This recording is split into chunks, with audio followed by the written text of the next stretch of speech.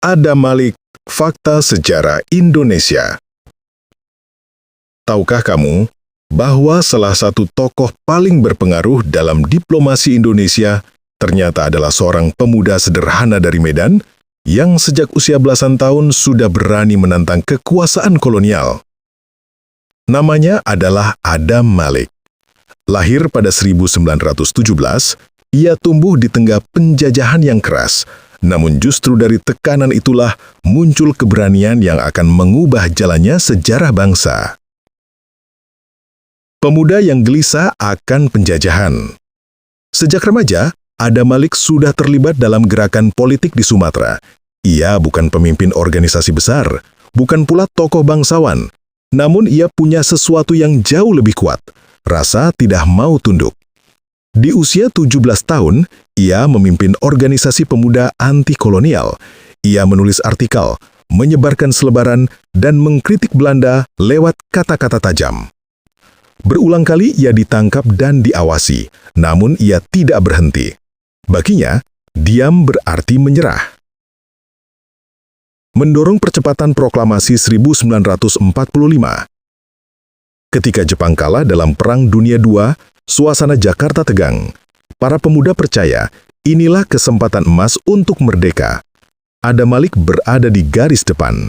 Ia bersama Khairul Saleh dan Wikana menjadi bagian dari kelompok pemuda yang mendorong Soekarno-Hatta untuk segera memproklamasikan kemerdekaan tanpa menunggu Jepang. Diskusi-diskusi rahasia digelar di kamar gelap dengan peta dan dokumen berserakan di atas meja. Adam Malik berdiri dengan tegas. Kalau kita terlambat, bangsa lain yang akan menentukan nasib kita. Sikap berani para pemuda inilah yang akhirnya memicu proses menuju proklamasi 17 Agustus 1945. Menyebarkan berita kemerdekaan ke dunia. Setelah proklamasi dikumandangkan, masih ada satu masalah besar. Dunia belum tahu bahwa Indonesia telah merdeka. Adam Malik mengambil peran yang menentukan. Di kantor berita Antara, ia menyiarkan berita kemerdekaan ke berbagai negara. Dalam suasana penuh keterbatasan, dengan radio pemancar sederhana dan resiko diserang tentara Jepang, mereka tetap mengirim pesan. Indonesia telah merdeka. Berita itu akhirnya menembus batas blokade dan sampai ke dunia internasional. Sebuah langkah yang mengubah posisi Indonesia di mata dunia. Diplomat yang mengangkat nama Indonesia. Setelah kemerdekaan, Adam Malik memasuki perjalanan baru sebagai diplomat. Ia berkeliling dunia meyakinkan negara-negara besar agar mengakui kedaulatan Indonesia. Dari PBB, Konferensi Asia Afrika, hingga forum internasional lainnya, Adam Malik tampil sebagai suara yang jernih dan kuat. Ia punya gaya bicara tegas, tenang, tanpa basa-basi, ciri yang membuatnya dihormati, bahkan oleh negara-negara besar. Pada 1967, ia menjadi salah satu arsitek pendirian ASEAN, membuka jalan kerjasama Asia Tenggara yang bertahan hingga kini. Dan puncaknya, pada 1971, Adam Malik terpilih sebagai Presiden Sidang Majelis Umum PBB, sebuah kehormatan luar biasa bagi bangsa yang baru merdeka. Wakil Presiden dan Pahlawan Nasional. Kemudian, Adam Malik diangkat menjadi Wakil Presiden Republik Indonesia ketiga. Namun meski berada di puncak kekuasaan, ia tetap dikenal sederhana, tidak berlebihan, tidak mencari kemewahan.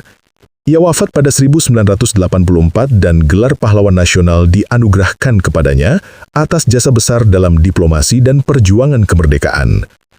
Adam Malik mungkin bukan tokoh yang sering muncul di buku sekolah, namun dialah salah satu tangan yang membuat Indonesia diakui dunia.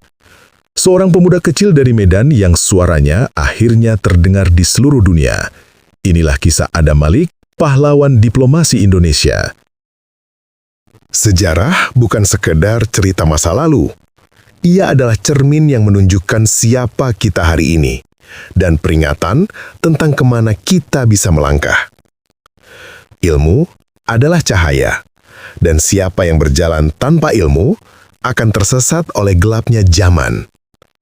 Pelajaran hidup tidak selalu datang dari kemenangan. Kadang justru dari luka, jatuh, dan kegagalan yang kita sembunyikan.